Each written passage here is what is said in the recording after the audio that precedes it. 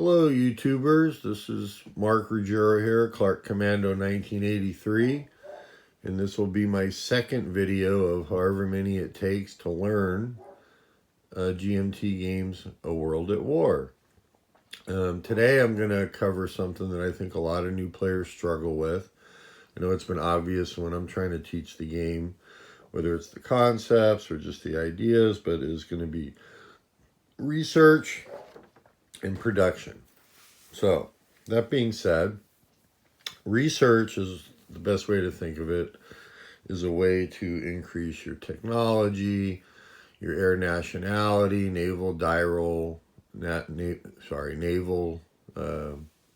nationality level, combat training level. You can develop the atomic bomb, etc., etc. Production is a way to spend research points to increase the forces that you can place in your force pool to be built out, besides mobilization, which I will cover in a separate video. So that being said, I'm going to actually use a sheet from my recent trip to the WBC as the Russian player. So first, let's go over some basics. This is my sheet. Hopefully get it to focus here. So as you see, the page is laid out. You see the year, and above that is how many research points that the Russians have available. So the basic rules for research are in each area. So you can see air and then military there. And there's also can be naval, atomics, intelligence. In each whole area, you can put up to half of your research points rounded up. In each project, and to be clear, a project would be like air. That's a general project, which code name blue. You should give each of your projects a code name. Nationality, DRM, that's another project. You can put up to 3 points. Now that limitation can be expanded later in the game, and that's based on the number of breakthroughs you get in general research, and also the BRP level for the highest on your side. So that being said, how research works is you allocate your points, and in this case I had 6 points available.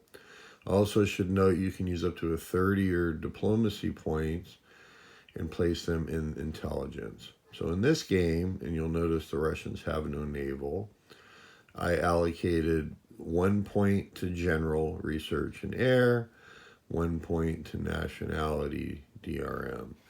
I put 1 point in military in general, and then I put 1 point in training.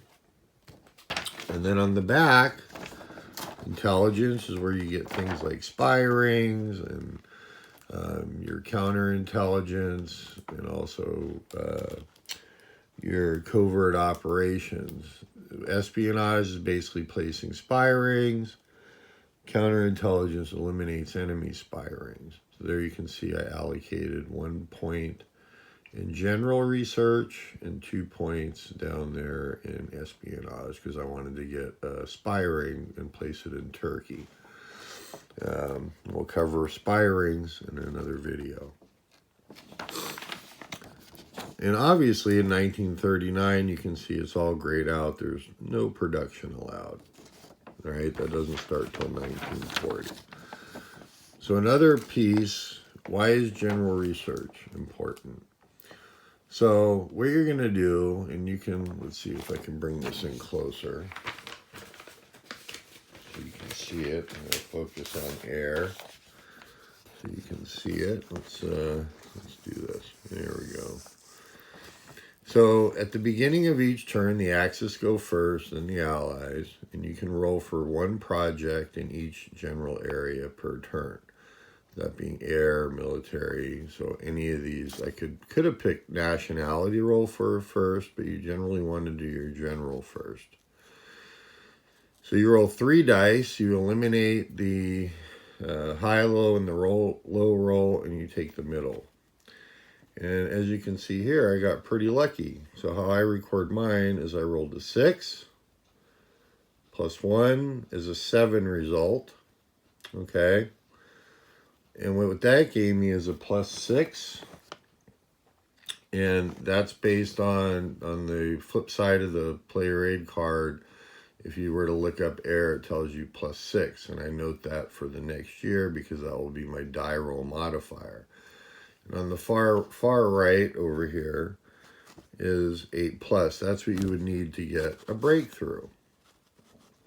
And what a breakthrough does for you in general is it adds a plus 1 to any of your other rolls and projects. And it also, each breakthrough lowers your production costs by 1, which we'll discuss in a minute.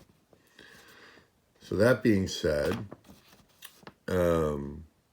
that's how you research. And there's also, I want to note that in the research tables themselves, and I have one pulled up just as an example.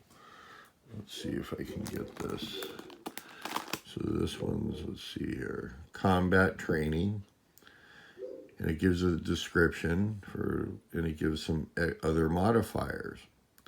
You'll notice on the bottom there has a plus 1 if Russia has fought the border war with Finland. That wasn't in the rules, that's in here, and that's probably, in my opinion, one of the only reasons that Russia should fight a border war with Finland, to get that plus 1 on their first combat training level roll. And there are other notes like that in the research tables, so you want to make sure you review those. I think research is one of the funnest parts of the game. It always adds variation, and you can do a lot of things. So really quick here, another couple things. Notice these bold jets, air range, in the bold black phase. So they're like jets are grayed out until 44. That means you can't research it until 44 for the Russians. But also the significance of this is these are considered high-tech projects. So you're only allowed to put 1 point the first year, 2 points the second year, etc. And, so you want to keep in mind that when you allocate points too, you have to allocate a research point to be able to roll, but you don't necessarily have to roll. You can leave it there, and I could have put 1 point here in air, and then I could have put another point in 40 and not rolled for it till 40. So you can save those research points. So let's discuss production. Now these also use research points, and there's no roll required, but they do different things. This is how you add stuff to your force pool. So I'm going to use my air production allocations, which you can't do until 1940 at the earliest. I waited till 41, in this case for air production. Now you'll see over here, air production, and it has a 2, 3, 4, 5. For each increment, that's the research point cost. Now, and with that, each increment will give you 5 BRPs that you can add for your air in this case. Strategic bombers, each increment allows you to build a strategic bomber. Transports, the same. You can add air bases. Now remember, the cost is lowered by 1 if you have a general research breakthrough, which I got in 1940, but noted here. There again, I had a die roll of a 2. I had 1 research point, that's 3. And with my plus 6 modifier from the previous year, that gave me a result of 9, and I need 8 or more. That breakthrough lowers the cost over here by 1 for each increment, down to a minimum of 1. So what this allowed me to do for air production, allowed me to build 5 BRPs worth of air, which of course 1 factor costs 3. So I was able to add 1 factor of air to my force pool, And I had 2 BRPs left over for the next year. Also, I did, you can see at the bottom here, I did military production, which I started in 1940, and I had a breakthrough. So I was able to do one with a leftover point, which I guess my annotation there isn't that great. Now what the yellow is, highlights there, in those projects, you're limited to one increment in 40, 41, and then after that you could do 2. It's basically the last digit there. You could do 2 increments in 42, 2 increments in 43. So let's look at 42. Now remember, I had a breakthrough in air production.